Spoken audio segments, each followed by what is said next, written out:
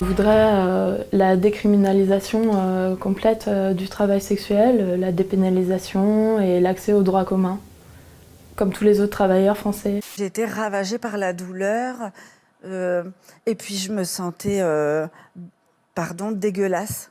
Plutôt tendance à me sentir forte, enfin puissante plutôt, et belle et utile. Ce métier-là, il fait sens pour moi. Je trouve que c'est une déshumanisation de la femme qu'on pousse à l'extrême. Moi, je trouve ça... Alors, il y a des hommes qui arrivent. Mais je trouve ça choquant. Mais non, mais je trouve ça choquant.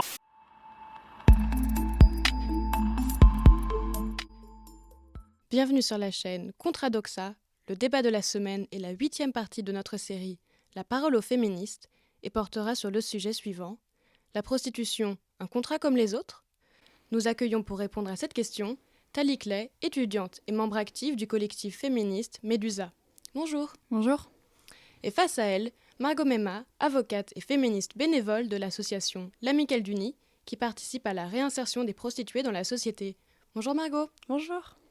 Alors, pour situer le débat et donner quelques clés de compréhension à nos abonnés, pouvez-vous me dire ce qu'est pour vous la prostitution ?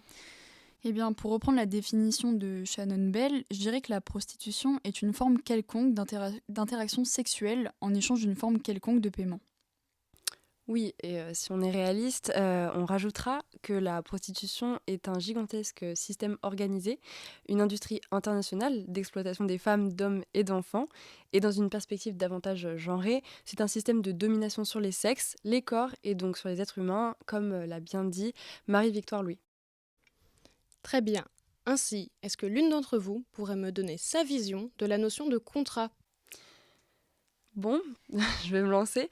Là, c'est un peu l'avocate qui va parler, mais le contrat est défini en vertu de l'article 1101 du Code civil comme une convention qui crée des obligations supposant un accord de volonté entre au moins deux personnes. Et on voit bien déjà que cette définition, elle est difficilement conciliable avec la question de la prostitution, en ce qu'il suppose un lien de subordination, car dans le cadre d'un contrat de travail, par exemple, un des parties dépend des directives et du contrôle de l'autre. Très bien, je vois que la rupture se dessine déjà. Thalie, vous êtes féministe, comment expliquez-vous une définition de la prostitution aussi nuancée ? Il est nécessaire pour moi de considérer la prostitution comme un contrat comme les autres parce qu'il faut préserver avant tout la liberté de disposer de son corps. C'est une liberté fondamentale. Le contrat implique la volonté des deux parties. Alors Margot, vous parlez de soumission, d'asservissement, mais vous oubliez que certains font le choix d'être travailleurs du sexe. Les abolitionnistes, en fait, nient complètement cette liberté. Les penseurs libéraux et libertariens défendent, et je pense à raison, cette propriété de soi qui garantit aux individus des droits sur eux-mêmes. John Locke nous dit dans le 2e traité du gouvernement civil que chaque homme est propriétaire de sa propre personne, et je suis complètement d'accord avec l'idée selon laquelle la liberté individuelle doit être posée comme un principe suprême. Dans Capitalisme et liberté, Milton Friedman décrit la liberté individuelle comme le fondement de la justice. Or, la justice française, en refusant la contractualisation de la prostitution, prive les prostituées de leur pleine liberté. En effet, la réalisation de l'individu n'est complète que si celui-ci est totalement libre de son corps et de ce qu'il en fait.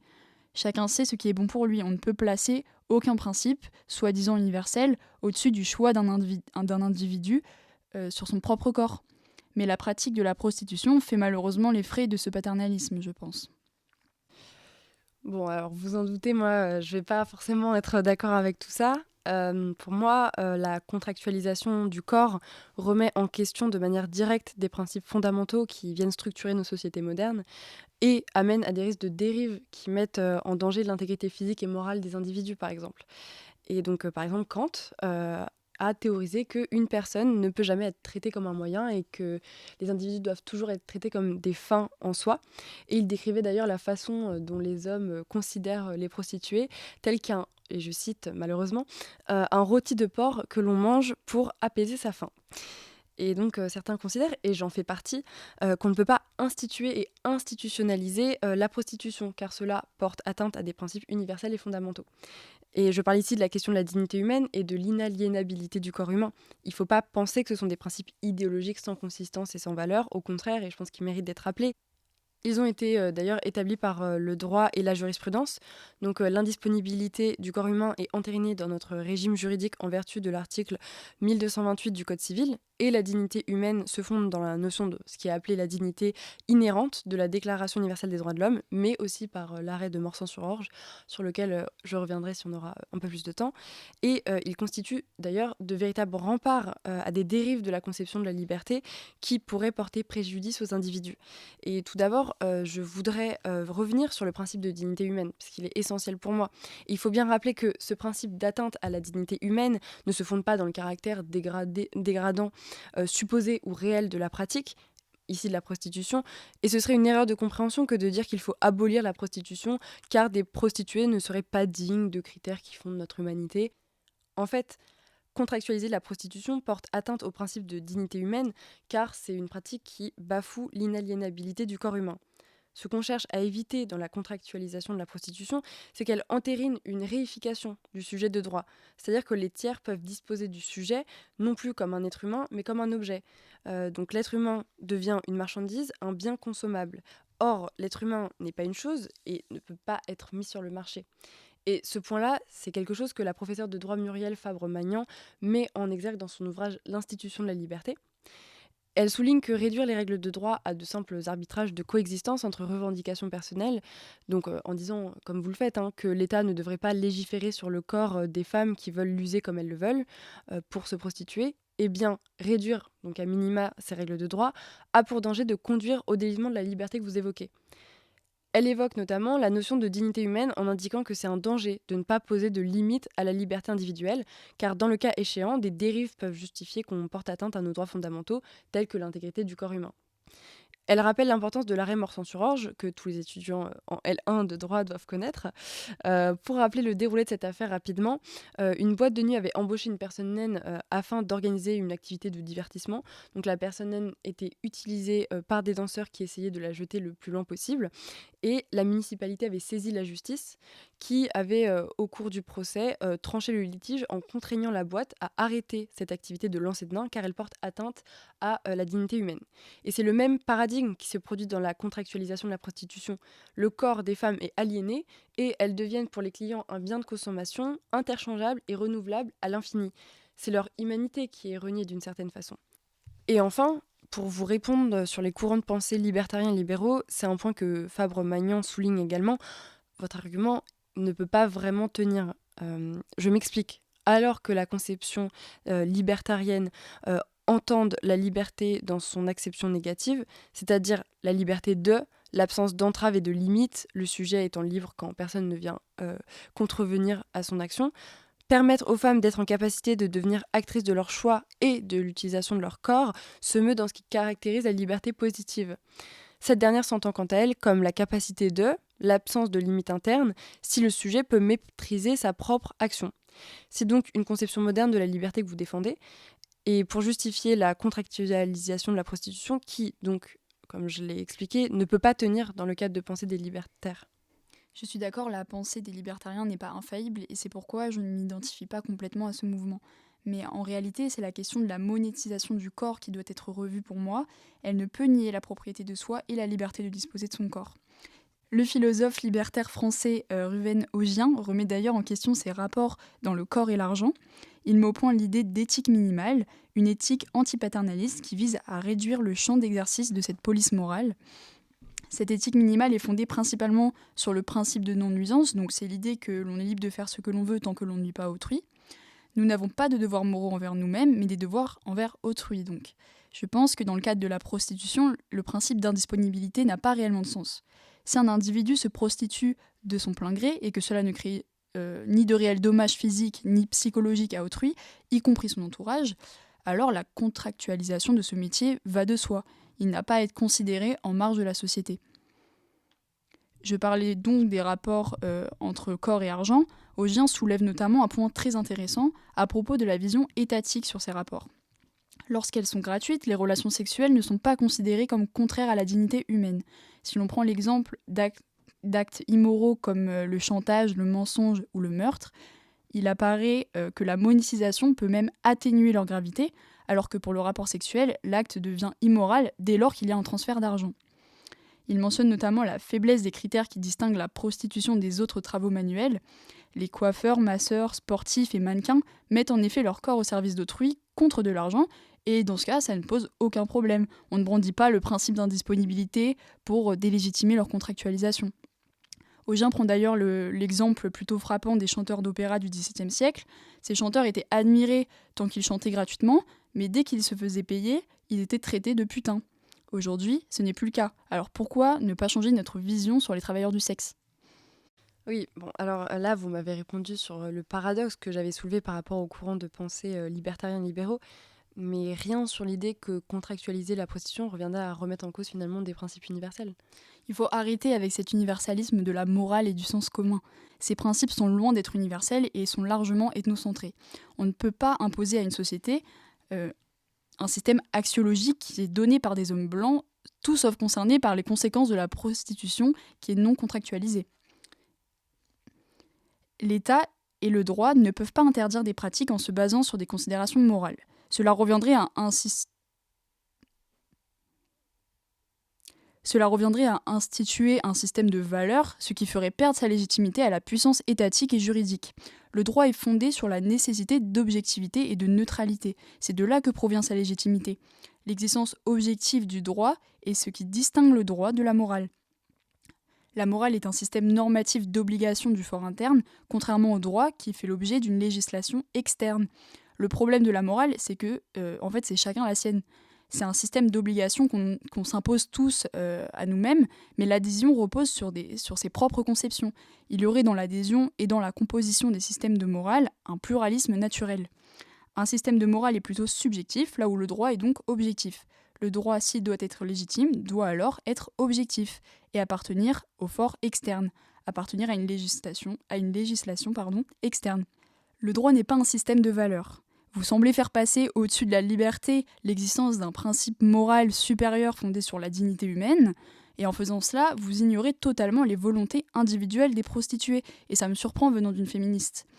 Encore une fois, les travailleurs du sexe peuvent consentir à faire ce métier. Regardez le syndicat pour les travailleurs du sexe, le STRAS, au sein duquel les prostituées se battent pour faire valoir leur volonté et leur liberté face à ce paternalisme ambiant. C'est intéressant ce que vous dites, je vous entends beaucoup parler de consentement. Vous nous dites qu'on devrait garantir la liberté de ces femmes à se prostituer parce qu'elles y consentent.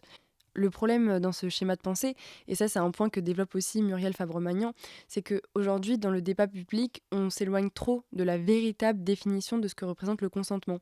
Et par extension, le contrat.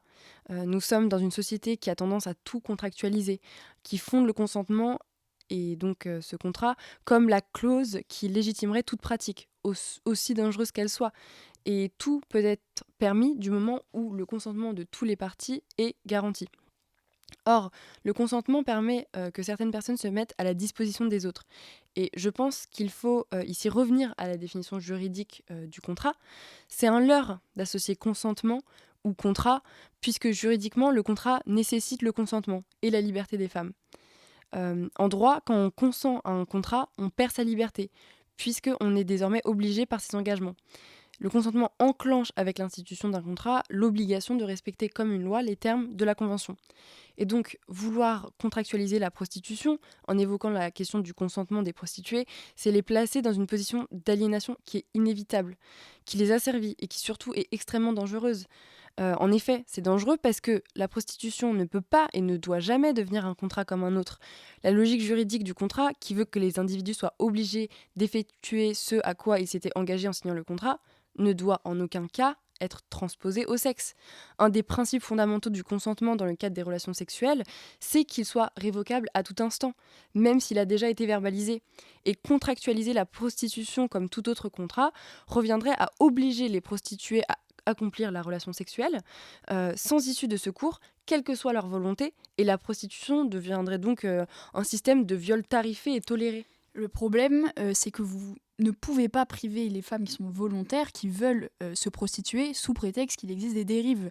Je ne cesse de me répéter, mais il faut arrêter de croire que la prostitution est par définition une contrainte. On est beaucoup trop attaché en France à cette figure de la prostituée qui souffre et qui est totalement dépendante.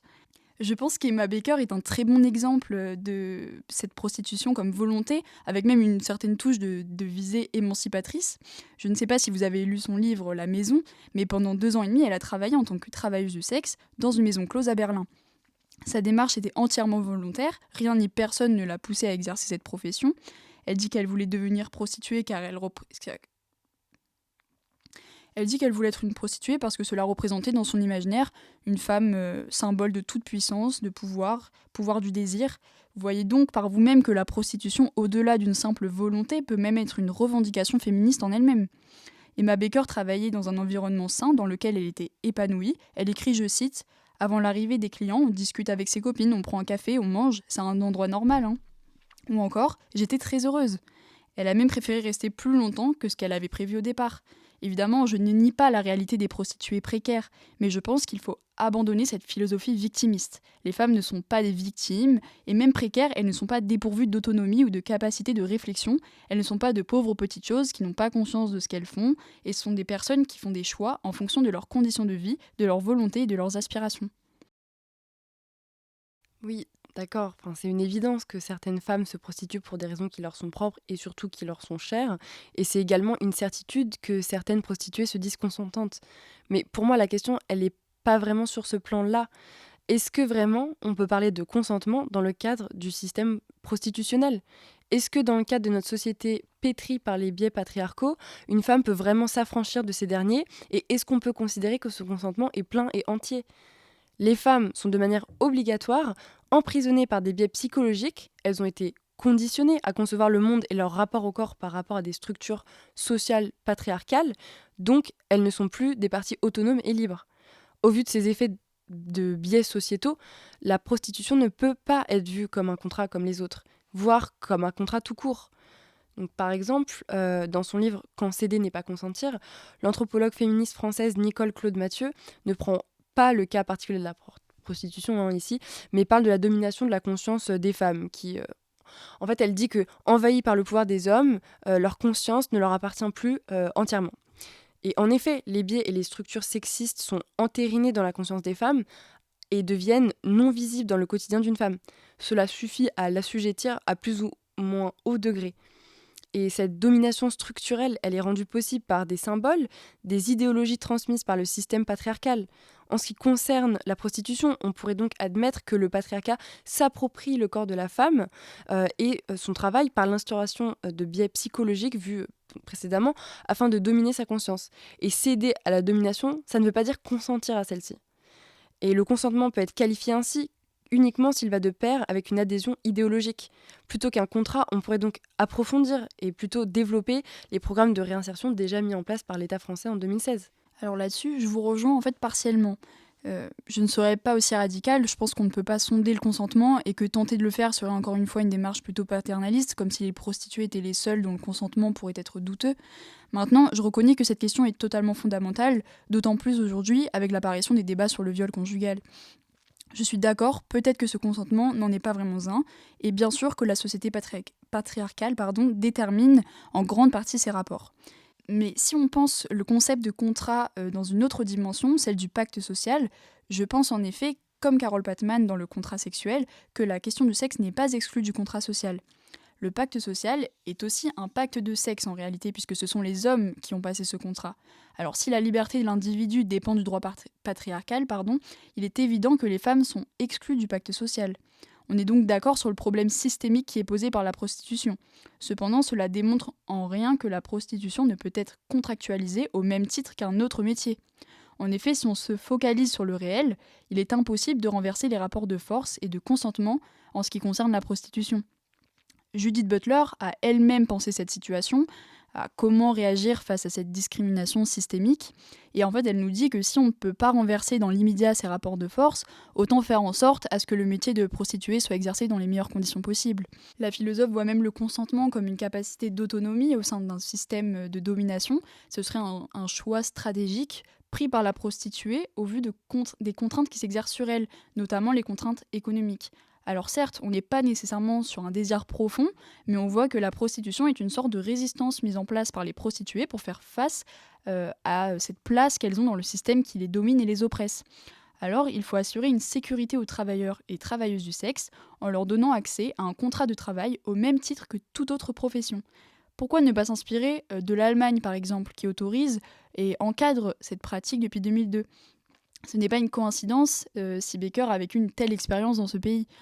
En fait, les maisons closes sont totalement légales et contrôlées en Allemagne. Elles offrent donc une certaine sécurité vis-à-vis des potentielles violences ou même une sécurité sanitaire. Et les prostituées ont le droit à une protection sociale. Elles ont même le droit de porter plainte contre leur employeur. Alors certes, ce n'est pas en tout point un contrat comme les autres, car peu de prostituées détiennent en réalité ce contrat de travail. Mais en fait, ça pourrait constituer une piste intéressante, je trouve. Alors, même si j'entends votre argument, je pense que cette manière de réfléchir peut avoir un effet pervers. Vous pensez qu'en contractualisant la prostitution, vous parviendrez à améliorer les conditions de vie et de travail des femmes prostituées. Oui, alors soit, mais selon moi, vous ne feriez qu'alimenter et donner un cadre juridique à un système oppressif pour les femmes, produit par et pour les hommes. En effet, contractualiser la prostitution reviendrait à légitimer l'expression même d'une violence masculine, où le corps des femmes est réduit à l'état d'objet servant à procurer du plaisir aux hommes. Et c'est un système qui vient nourrir les structures patriarcales en ne faisant que renforcer le pouvoir de domination mis à disposition des hommes. C'est maintenant une donnée de notoriété publique que les proxénètes touchent des pourcentages extrêmement élevés sur la prestation de la prostituée qui l'engage, lui laissant à elle une somme dérisoire, la poussant à augmenter le nombre de clients. Et de plus, cette double hypocrisie d'un système qui dénigre les femmes et qui tire profit aux hommes ne pourrait que être d'autant plus forte par l'instauration d'un contrat. En effet, dans l'histoire et depuis l'Antiquité, les prostituées sont persécutées et condamnées moralement pour un acte qui serait jugé dégradant, alors que les hommes sont autorisés à transgresser la loi, mais même pleins à devoir le faire. La prostitution, elle est donc utilisée comme un outil de régulation qui sert les hommes afin qu'ils puissent se décharger de leur pulsion sexuelle, concept d'ailleurs contestable. Contractualiser la prostitution, ça reviendrait également à banaliser et à légitimer un système qui capitalise sur la pauvreté des femmes. La prostitution est en fait le résultat des inégalités hommes-femmes, notamment sur la question de la richesse. Partout dans le monde, les femmes bénéficient d'un niveau de richesse bien plus faible que les hommes. Or, la difficulté à trouver un emploi, un faible niveau d'éducation ou encore la faiblesse des politiques sociales poussent certaines femmes à se tourner vers la prostitution pour assurer leur survie. Et par exemple, dans Nature, culture, guerre et prostitution, Martin Kostes-Peplinski a constaté que la prostitution diminue lorsque la pauvreté recule. Et je voulais également ajouter, et ça c'est quelque chose que j'ai expérimenté dans le cadre de mon travail avec l'Amicale du Nid, c'est que souvent le corps des prostituées, il finit par être vraiment abîmé et il y a des blessures physiques qui peuvent rester parfois à vie. Donc c'est vraiment un dégât considérable sur le corps des femmes de manière très empirique. Je suis d'accord, la prostitution ne peut pas être réellement considérée, en tout cas entièrement, comme un travail comme les autres, puisque je reconnais complètement cette dimension psychologique forte, même une certaine dimension d'abnégation, on donne beaucoup de soi en réalité, mais ce n'est pas aux gens extérieurs pour moi de décider pour ces femmes qui font partie de ce milieu, de décider ce qui est le mieux pour elles en parlant d'un futur lointain idéal, alors qu'elles vivent le patriarcat dans le présent et dans le réel. Les prostituées d'aujourd'hui ne portent pas le poids des femmes de tout temps. Elles n'ont pas la responsabilité de sacrifier leur volonté et des conditions de vie qu'elles estiment les plus propices pour elles au nom de la fin du patriarcat. C'est pourquoi il faut que ce soit vu comme un travail comme un autre pour établir des conditions de travail normales qu'on accorderait à n'importe quel travailleur. Même si au fond on sait que ce n'est pas vraiment un travail comme un autre. C'est important de mettre une certaine forme pour qu'elle n'ait pas à porter le poids et les conséquences d'une mission salvatrice. Il ne sert donc absolument à rien de continuer à faire comme si la prostitution n'existait pas ou pouvait ne pas exister. Paradoxalement, on crée des lois pour encadrer la prostitution, mais ces lois ne concernent jamais la sécurité des femmes en réalité. Elles en font juste davantage de leurs mauvaises conditions de travail qui pourraient être évitées par le contrat. Prenons la loi de pénalisation du client. Cette nouvelle réglementation ne garantit en rien la protection des prostituées et ne fait qu'accentuer leur précarité puisque cela provoque une baisse de la clientèle. Certains témoignages de prostituées révèlent même une augmentation de la violence des clients et des rapports non protégés puisque les clients qui risquent en effet plus qu'auparavant se permettent d'augmenter leurs revendications. Alors, je pense sincèrement que votre approche est juste, mais sans doute trop idéaliste. Le fait est que plusieurs résultats de recherche ont montré que la légalisation de la prostitution ne donnerait pas des résultats aussi probants en termes de chiffres qu'on peut l'espérer. Et on peut citer donc ici l'exemple de Roger Matthews et des conclusions qu'il a rendues au terme de 20 ans d'études sur le phénomène. Il indique tout d'abord que 10 à 15% des femmes se trouvent sous le joug de protecteurs qui les forcent à se prostituer. Comment l'État peut-il s'assurer que le consentement de ces femmes est plein et entier ? Comment évaluer empiriquement une éventuelle emprise psychologique, qu'elle soit exercée par un proxénète ou un tiers indépendant ? Selon moi, faire de la prostitution un contrat comme un autre ne serait qu'une solution superficielle.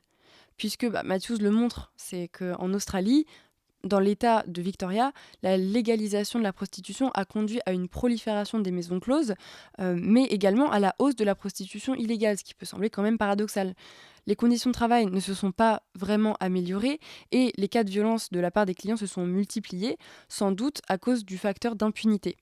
La même chose s'est produite aux Pays-Bas. Vous avez sûrement eu vent de la décision des autorités de fermer de nombreuses maisons closes, mais également le quartier rouge à Amsterdam, alors que c'était des pratiques qui étaient totalement légales. Et en Allemagne, de la même façon, la légalisation de la prostitution a augmenté la présence des prostituées dans la rue, au lieu de la réduire. Je trouve que c'était un débat constructif et animé. Vous avez réussi à concéder des points à l'autre sur certains aspects. Vous n'avez pas caricaturé votre propos, et je vous en remercie. Évidemment, c'est un sujet qui mériterait encore plusieurs heures de discussion, mais toutes les bonnes choses ont une fin.